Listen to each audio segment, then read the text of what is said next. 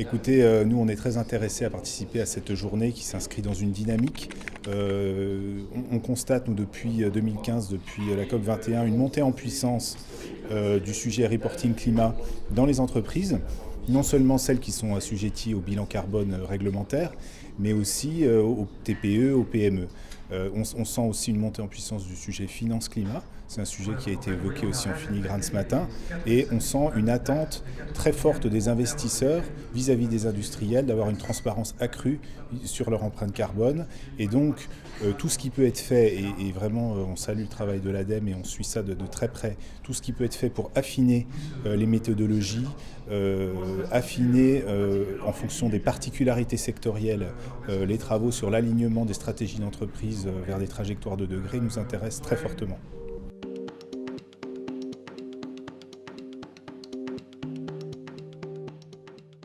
Là-dessus, je dirais que plus généralement, on sent une grande évolution, c'est-à-dire que, y compris, alors j'allais dire l'ADEME et nous, on est un peu dans la même logique de pédagogie vis-à-vis des entreprises sur ces enjeux, et on sent que vraiment la convergence entre l'enjeu climatique et l'enjeu économique commence à se faire de plus en plus. Elle se fait en partie par la contrainte, par le cadre réglementaire, elle se fait aussi par les marchés et par les investisseurs.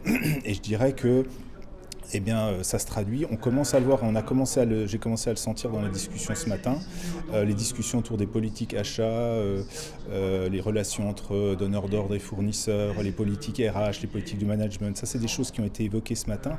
Et là, on sent qu'on entre dans le concret de la stratégie d'une entreprise. Donc, quand on commence à discuter mobilisation des salariés, management autour des objectifs climatiques, on sent qu'on est en train d'entrer dans le dur et dans quelque chose qui peut mobiliser les collaborateurs. Donc ça nous intéresse effectivement parce que c'est une façon de faire en sorte que les entreprises s'approprient bien le cadre réglementaire.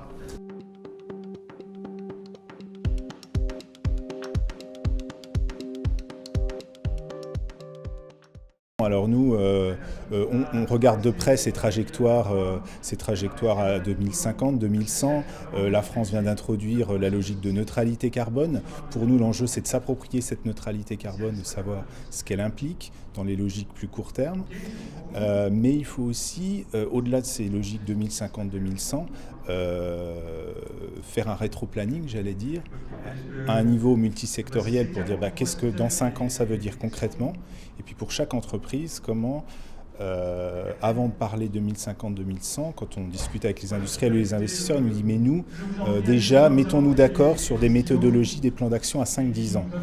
Je crois qu'effectivement, on aura du mal à sortir de cette contradiction entre long terme, moyen terme et court terme, mais il faut travailler pour les mettre en cohérence.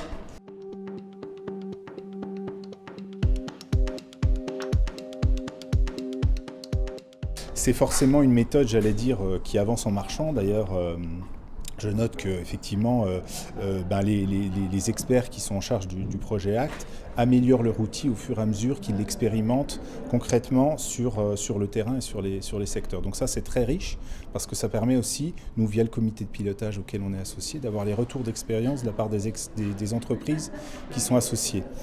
Il faut bien voir aussi qu'il y a des degrés de maturité divers.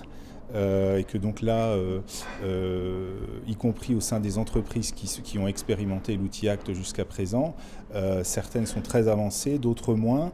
Et quand on va rentrer, là on va suivre ça aussi avec attention, nos côtés MEDEF, le côté industrie, des secteurs industriels, où là il y a une complexité de la chaîne de valeur qui est encore plus forte. Je pense qu'on va rentrer dans un niveau de complexité, on va aller un peu, je pense, à un deuxième cran par rapport au niveau de complexité de l'outil ACT actuel. Donc nous, on sera là aussi et avec les fédérations et les entreprises pour accompagner ça et pour apporter à la fois de la pédagogie vis-à-vis des entreprises, de celles qui se diraient mais à quoi ça sert, il y a déjà beaucoup de choses dans ce domaine-là. Et puis vis-à-vis de l'ADEME, de la DGEC aussi, pour essayer de faire évoluer tous ces outils et pourquoi pas les faire converger.